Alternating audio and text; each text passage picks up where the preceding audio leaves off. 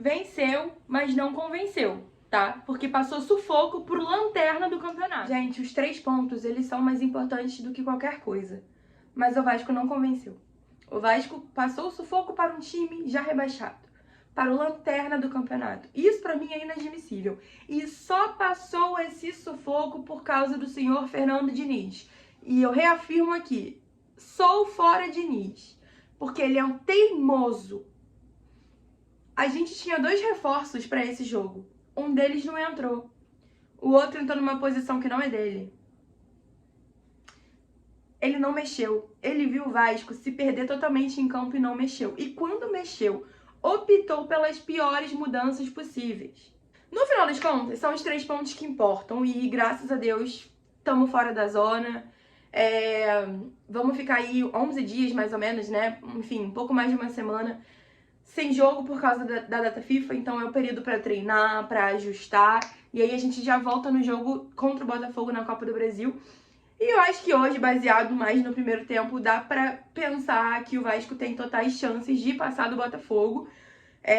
Vai depender de como o time vai treinar, né? Porque a última pausa que a gente teve, o Diniz conseguiu voltar pior do que tava quando parou. Mas, pra mim, eu sou fora de Diniz ainda, tá? Porque a teimosia dele é um negócio que, tipo assim, extrapola qualquer limite, cara. Qualquer limite, não tem mais condição. Há alguns jogadores a se falar, né, positivamente. Nuno Moreira e Coutinho, muito bons. Lucas Freitas. Cara, eu acho que, assim, eu diria que foi o nome da partida, tá? Ele sofreu um pênalti inexistente. Depois ele faz uma linda jogada que origina um pênalti a favor do Vasco. Depois ele salva o Vasco em cima da linha. Teve alguns outros lances em que ele também salvou o Vasco. Foi meio que a redenção, né? Pra mim, um dos melhores em campo. Coisas que o futebol proporciona. Mas assim, cara, eu volto a dizer, não me convenceu, tá? Cada um aproveita a vitória do jeito que quiser. Não tô aqui pra ficar sendo fiscal de comemoração. Mas eu não tô muito, assim...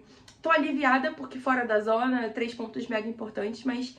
Cara, a atuação me pega demais. E, tipo assim, hoje eu vi um Vasco totalmente na culpa do Diniz. E é o Diniz que vai estar com a gente no próximo jogo, e no próximo, e no próximo, e no próximo. Porque eu não vejo a diretoria demitindo ele.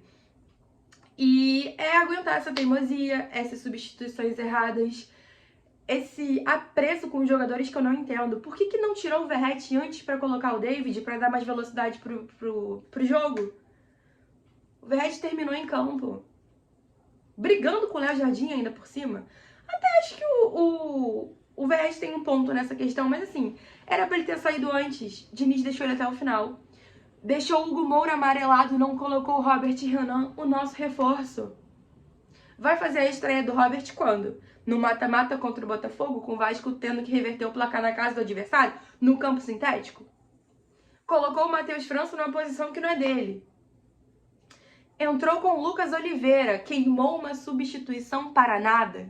Cara, eu acho que assim, um passo de cada vez, né? Vamos aproveitar a vitória de hoje, que nos tirou da zona, que foram 3 gols que o Vasco foi capaz de fazer. Tomou 2? Tomou.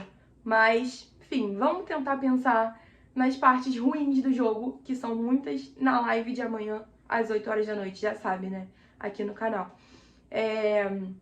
No mais é isso, né? Focar no próximo jogo, que é a Copa do Brasil. Que eu já fui muito do papo de, esquece Copa do Brasil e foca no brasileiro. Mas agora, tá nos dois, então que joga os dois pra ganhar os dois. Em teoria, porque brasileiro não dá pra ganhar, mas vocês entenderam. Ganhar todos os jogos possíveis, voltar a pontuar em São Januário, que a gente não vence no Brasileirão desde maio, entendeu? E enfim, torcer pro Diniz conseguir fazer com que os reforços joguem.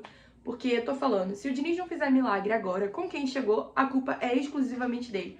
Porque eu acho que são nomes bons, que tem tudo pra dar certo, são as posições que a gente pediu e que precisava trazer gente, e trouxemos. Até acho que o senhor Admar trabalhou muito bem nessa janela de transferência. Então, fazer dar certo. Porque agora ele tem a faca e o queijo na mão. Antes eu criticava muito o Diniz, porque a gente perdeu vários jogos por teimosia dele e incompetência.